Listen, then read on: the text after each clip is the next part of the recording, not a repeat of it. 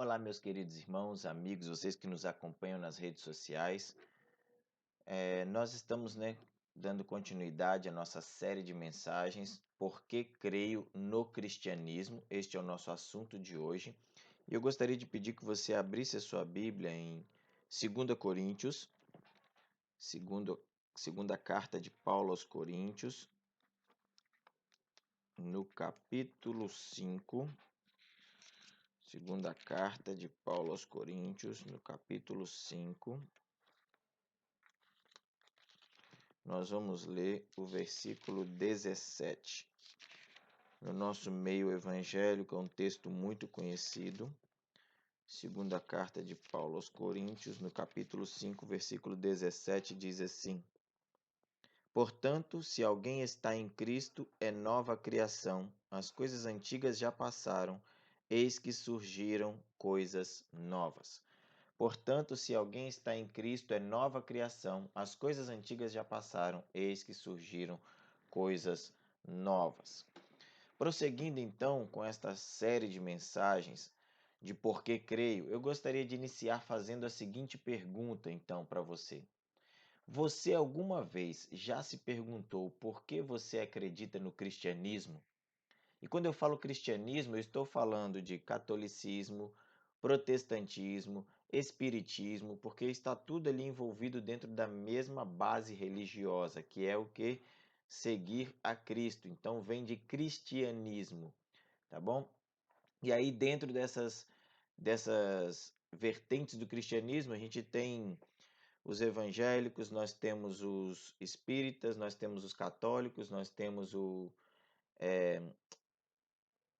mormismo, nós temos o adventismo, nós temos também os testemunhos de Jeová e assim vai, tá bom? Então, tudo aquilo que segue a linha do cristianismo se enquadra dentro dessa questão. Então, você já se perguntou alguma vez por que você acredita no cristianismo?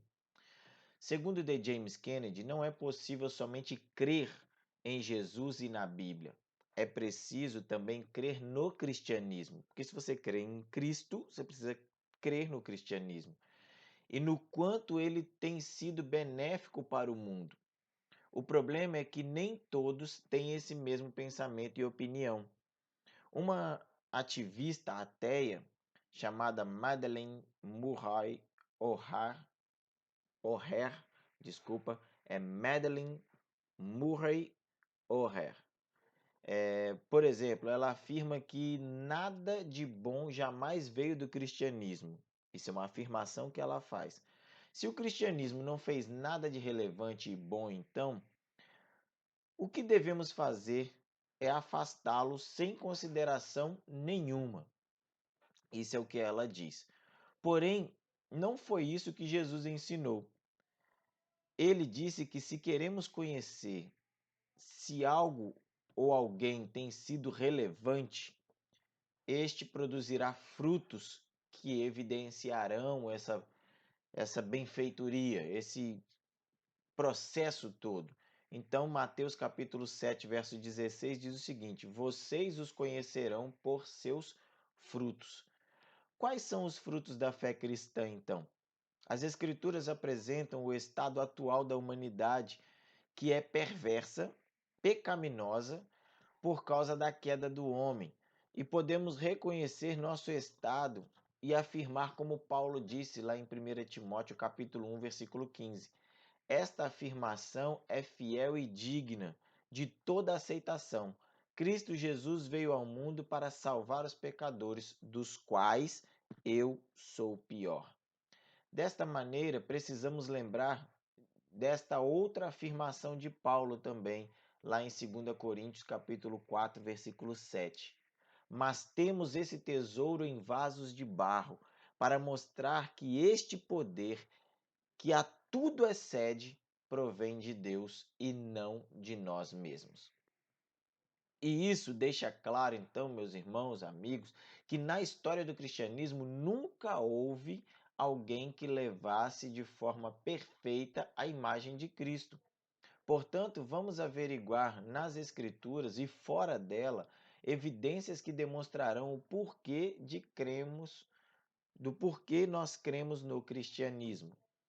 Ok, então você pode me dizer assim, mas pastor, como explicar a Santa Inquisição ou a Idade das Trevas registradas lá na história mundial como sendo realizada pela igreja, como sendo o maior fato assim da expansão da igreja, onde a igreja dominou o mundo? Sim, este é um fato que não tem como negar. E aconteceu de verdade. Foi algo deplorável, no mais alto grau que você imaginar. Foi assim de uma natureza, um episódio monstruoso de brutalidade e barbárie que não nos deixa mentir, e foi algo também assim de uma natureza diabólica. Ah, mas não é do cristianismo? Por que você está falando que foi algo diabólico? Está aí, meus irmãos, a história para não nos deixar mentir. É incrível quem já assistiu aquele filme A Cruzada ou já leu alguma coisa sobre a Cruzada e vê que naquela época os cristãos mandaram crianças para a guerra para tentar reconquistar a Jerusalém da mão dos muçulmanos. É terrível, foram uma chacina de muitas crianças. Todavia, há quem que a igreja perseguia. Se nós formos olhar quem que a igreja perseguia na época, quem que ela maltratava, quem que ela matava, estava quem eram os perseguidos e torturados durante este período da Inquisição e da Idade das Trevas? Quem eram esses perseguidos? Estava a igreja perseguindo os incrédulos e pagãos? Não, era exatamente o contrário. Na maioria dos casos, as vítimas da Inquisição eram cristãos protestantes, que eram acusados de bruxismo, de perversão, de desvio doutrinário, entendeu? Então nós vamos aqui. Na maioria dos casos, meus irmãos, eram os cristãos protestantes, aqueles que protestavam contra algo que não concordavam e que se desviava da Bíblia. O que o cristianismo tem a ver com a Inquisição? O que as Escrituras deixam bem claro é que um cristão verdadeiro jamais torturaria outro. Esses foram os ensinamentos de Jesus para nós. Se você levar uma bofetada numa face, ofereça a outra. É isso que Jesus ensinou. Ele não disse que era para nós partirmos para cima e revidarmos.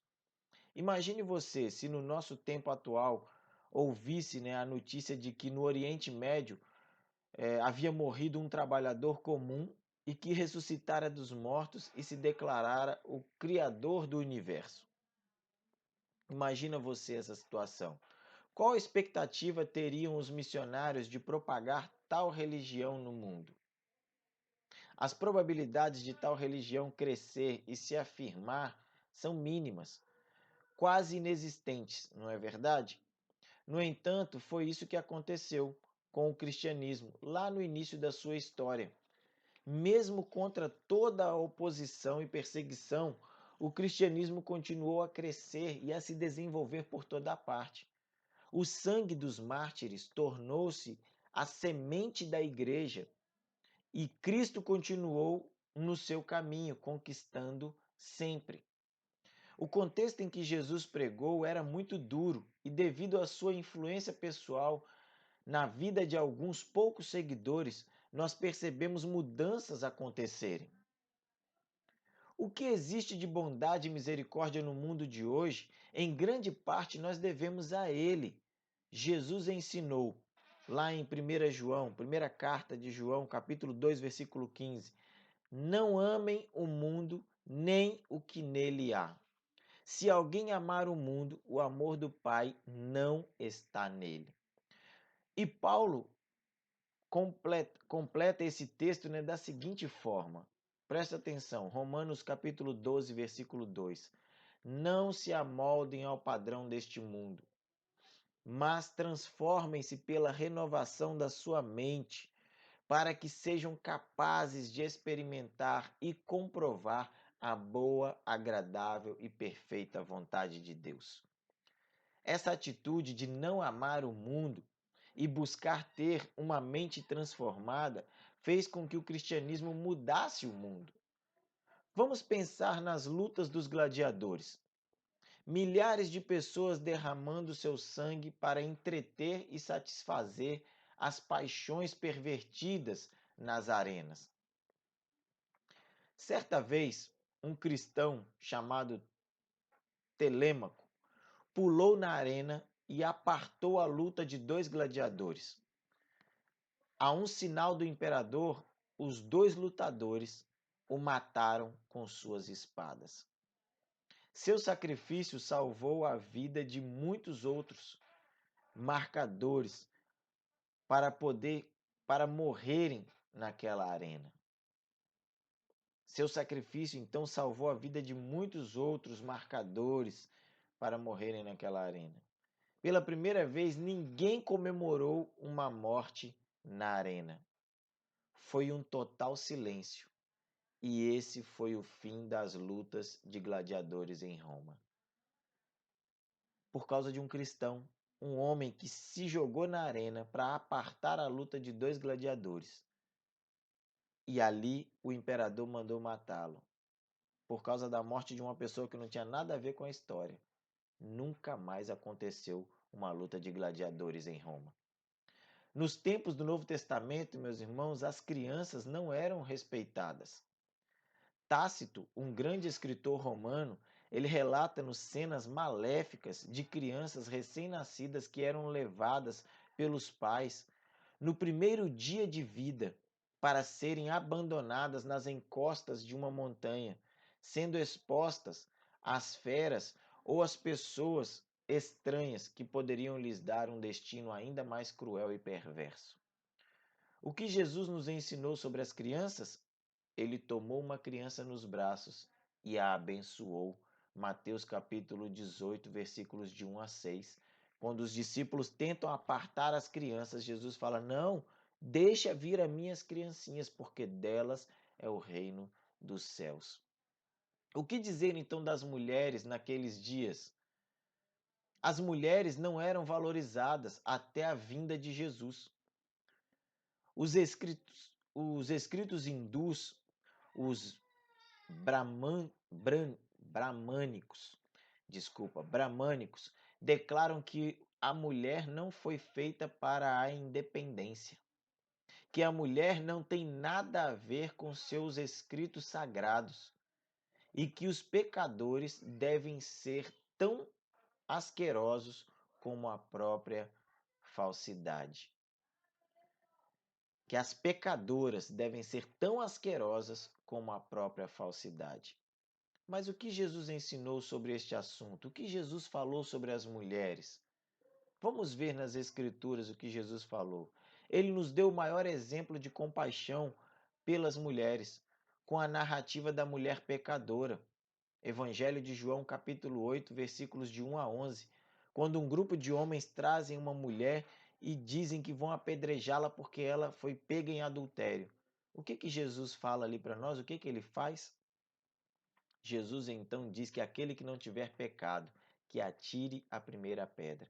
E diz o texto da palavra de Deus que aqueles homens vão saindo do mais velho até o mais novo, sem ninguém jogar uma pedra. Sabe por quê? Porque todos somos pecadores. Os adventistas têm uma música muito linda chamada Mulher Pecadora, que retrata este acontecimento. Vale a pena ouvir. Procura depois aí no YouTube Mulher Pecadora, e você vai ouvir que letra maravilhosa. E ele conta exatamente o relato dessa história. Robert Ingerson, um cético e que fazia conferências contra a Bíblia, um dia resolveu fazer a seguinte declaração acerca das mulheres. Ele afirmou que elas experimentavam melhores condições em terras pagãs do que em terras cristãs. Vamos considerar essas condições em terras pagãs. Veja quais são os relatos encontrados sobre mulheres em terras pagãs. Certo comandante de nome Cameron testemunhou um feminicídio no centro da África. Quando o chefe da tribo morreu, os membros da mesma fizeram um buraco no leito de um rio após desviar o curso da água e cobriram o fundo do buraco com mulheres vivas. Uma das mulheres serviu de cadeira para o chefe morto e dos lados outras duas mulheres o seguravam. Uma outra, considerada a segunda esposa, estava sentada aos seus pés. Jogaram terra em cima das mulheres e enterraram essas mulheres vivas, à exceção de sua segunda esposa, que tinha o privilégio de ser morta antes de ser enterrada viva. Isso é um costume de uma cultura pagã. E segundo Robert Ingerson, é nas culturas cristãs que as mulheres são desvalorizadas, que as mulheres são tratadas de qualquer jeito. Ou considere-se então o costume bizarro dado a uma viúva hindu que era queimada viva junto ao corpo de seu marido morto. Theodore Williams apresenta a diferença que o cristianismo faz neste último caso. William Carey, um missionário batista que foi atuar na Índia, através da sua influência junto ao governo, ele conseguiu que promulgasse uma lei proibindo que fossem queimadas vivas as viúvas sobre a pira funeral de seus maridos. Foi também responsável pela cessação de sacrifício de crianças que eram atiradas às águas do rio Ganges. Recomendo a leitura do livro Testemunha Fiel e também você assistiu o filme Uma Chama na Escuridão, que contam a história deste missionário batista William Carey. O que dizer então da situação dos escravos? A metade do Império Romano era constituída de escravos. A escravidão no mundo antigo era algo brutal. Olha o que diz o texto aqui que eu pesquisei. Certa vez, um cidadão romano mandou matar 600 escravos por causa da morte de um único homem. Um outro romano, ele mandou matar um escravo simplesmente para entreter os hóspedes que nunca tinham visto ninguém morrer ao vivo. Paulo orienta sobre como deve ser a relação entre escravo e senhor. Lá no texto da sua carta aos Efésios, capítulo 6, versículos 5 a 9, nós vemos Paulo falando que o escravo deve respeitar o seu senhor, como também o senhor deve respeitar o seu escravo. E isso é confirmado pelo impressionante relato da revista Super Interessante, de junho de 2012. Olha o que a revista diz.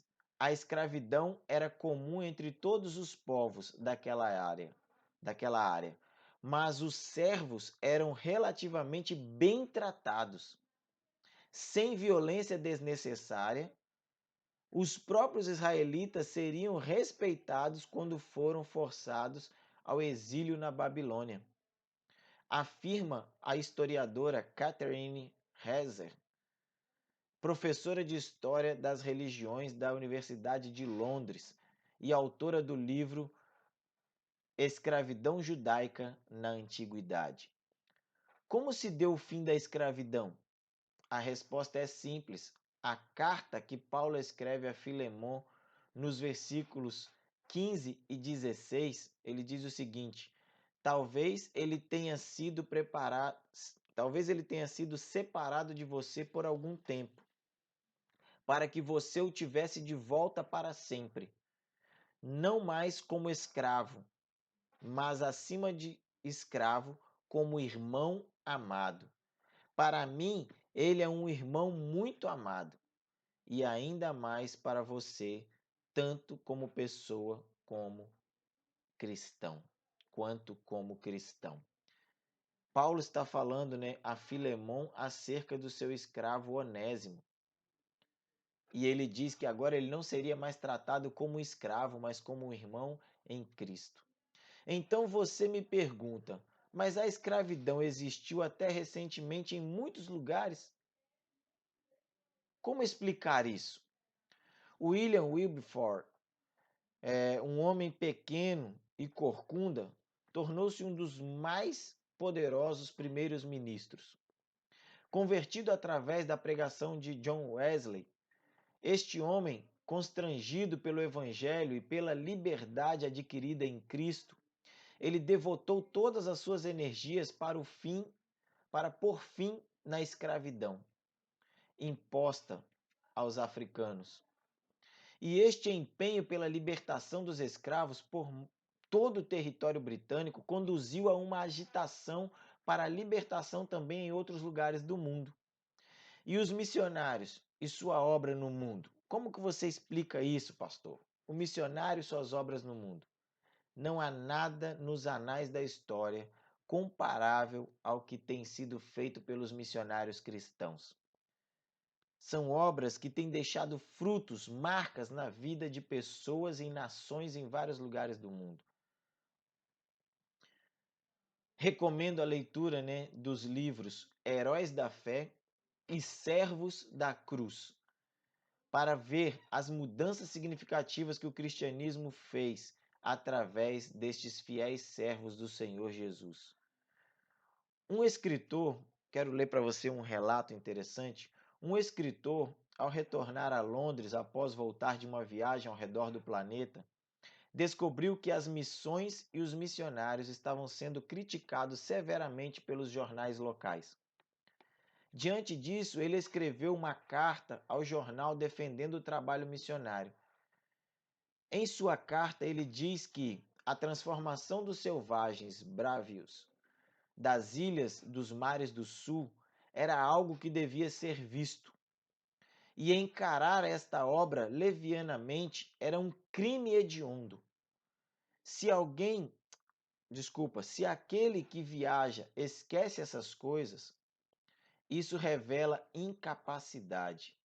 Pois se ele, por acaso, naufraga e chega a uma praia desconhecida, vai rogar a Deus com toda a devoção que a lição ensinada pelo missionário tenha sido bem aprendida.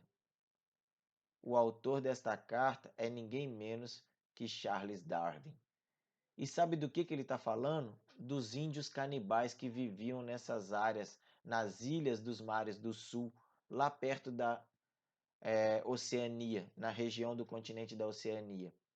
Porque quando os barcos naufragavam ali, as pessoas chegavam nas ilhas, os canibais vinham, recebiam eles e os devoravam.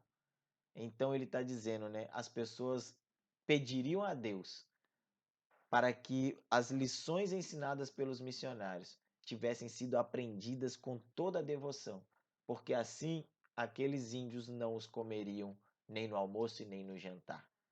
Sua viagem, meus irmãos, transformou seus pensamentos em algo como: haver missionários ou não era a diferença entre você ser convidado para o jantar ou ser o próprio jantar.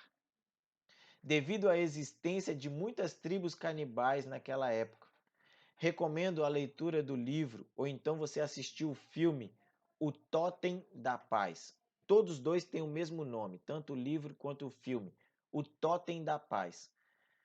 Você vai ver ali a história de um missionário que foi parar numa ilha de canibais e transformou a realidade daquela ilha.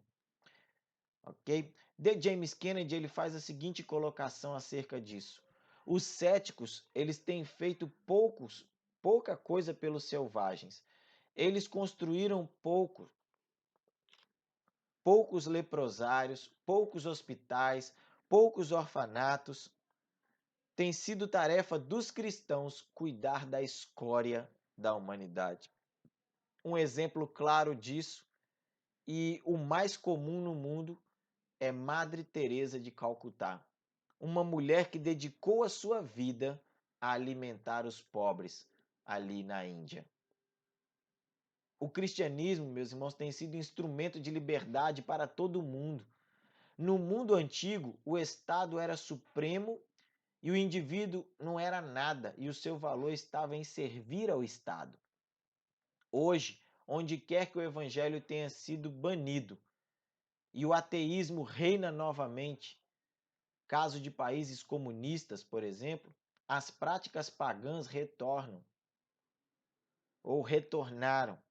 Contudo, onde o evangelho de Cristo está presente, existe liberdade, pois Jesus é aquele que deu valor ao indivíduo.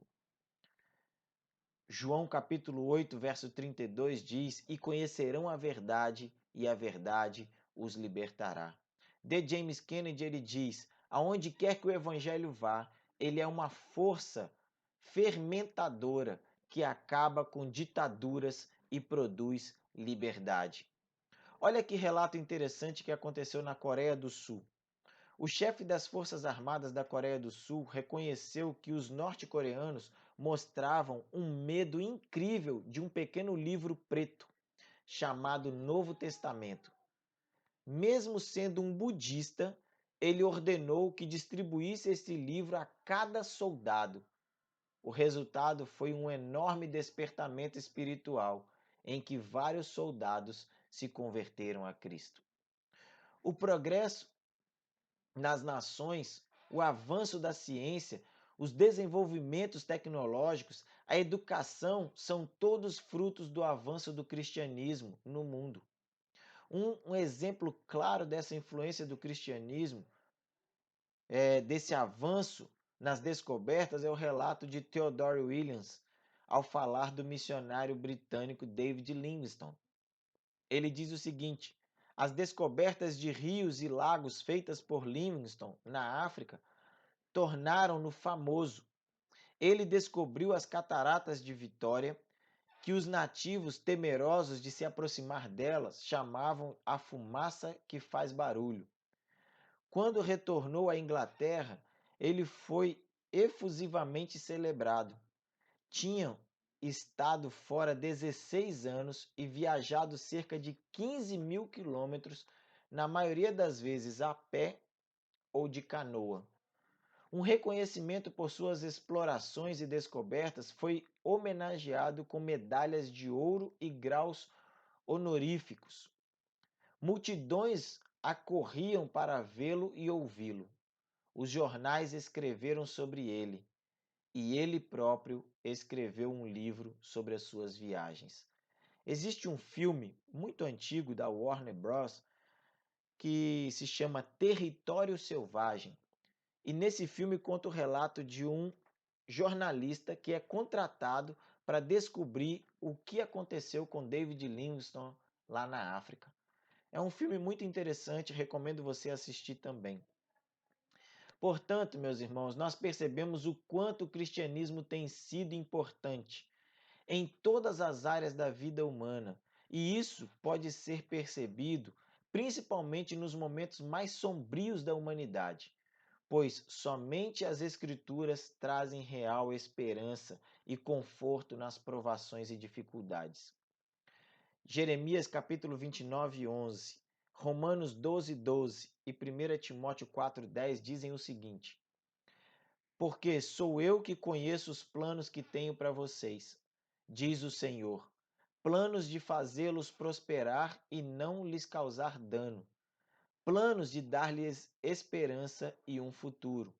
Alegrem-se na esperança, sejam pacientes na tribulação, perseverem na oração. Se trabalhamos e lutamos, é porque temos colocado a nossa esperança no Deus vivo, o Salvador de todos os homens, especialmente dos que creem.